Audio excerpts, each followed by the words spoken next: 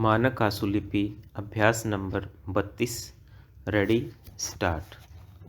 माननीय मंत्री जी, पंचवर्षीय योजनाएं सरकार द्वारा निर्मित वस्तुओं की अपेक्षित मांग पैदा करने में विफल रही हैं और केंद्रीय सरकार सार्वजनिक क्षेत्र के कारखानों को स्पष्ट लक्ष्य प्रदान करने में असफल रही है। ठीक 1948 के औद्योगिक नीति प्रस्ताव से लेकर मैं सरकारी कारखानों के इतिहास का अध्ययन कर रहा हूं, पर बावजूद इसके मुझे इस बात का पता नहीं लग सका है कि सरकारी कारखानों का उद्देश्य क्या है, वे क्या चाहते हैं। अमेरिका, ब्रिटेन, फ्रांस में भी सरकारी उद्योग चल रहे हैं। वहाँ उनसे यह अपेक्षा की जाती है कि वे साधारण खतरों की स्थिति में निर्मित हो, जैसे अंतरिक्ष तथा अणुशक्ति संबंधी कार्यक्रम को लेकर सरकारी कारखाने खोले जाते हैं, परंतु उन देशों में सरकारी उद्योग क्षेत्र अपने आदर्शों की पूर्ति के लिए निजी उद्योगों को काम में लाते हैं और उन्हें इस्तेमाल करते हैं। कुछ लोग कहते हैं कि सरकारी उद्योगों का उद्देश्य समाजवादी समाज का निर्माण करना है और राष्ट्रीय उद्योगों में आदर्शों की ऊंची गद्दी पर बैठकर वार्षिक प्रगति लाना है।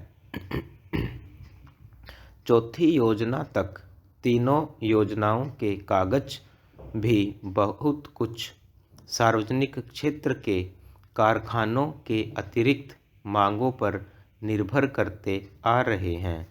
मैं पूछना चाहता हूँ, आदर्शों की ऊंची गद्दी क्या है और यह किस उद्देश्य से है?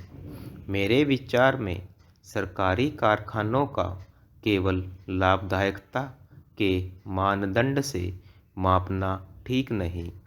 हिंदुस्तान इस्पात को देखिए, इसका उद्देश्य था देश में इस्पात की आवश्यकताओं को दृष्टि में रखते हुए और अर्थव्यवस्था के आम विकास की आवश्यकता के अनुसार इस्पात की कई किस्मों को काफ़ी मात्रा में तैयार करना लक्ष्य था।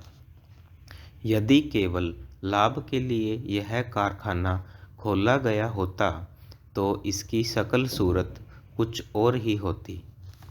सरकारी क्षेत्र के कारखानों की सफलता के लिए दो स्पष्ट व महत्वपूर्ण उद्देश्य हैं और जो लोग उनमें काम करते हैं उनमें उचित मनोबल नितांत आवश्यक है।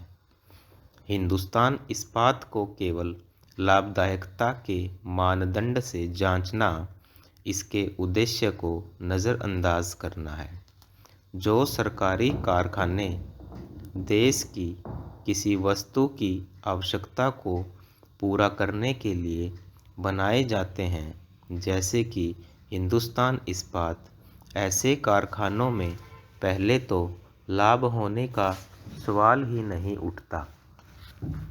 ऐसे सरकारी कारखानों से कुछ वर्षों के लिए लाभ की आशा नहीं करनी चाहिए, बल्कि उन्हें देश की उस आवश्यकता को पूरा करने का पूरा अवसर प्रदान करना चाहिए। कुछ सालों के बाद स्वतः उनसे लाभ होगा।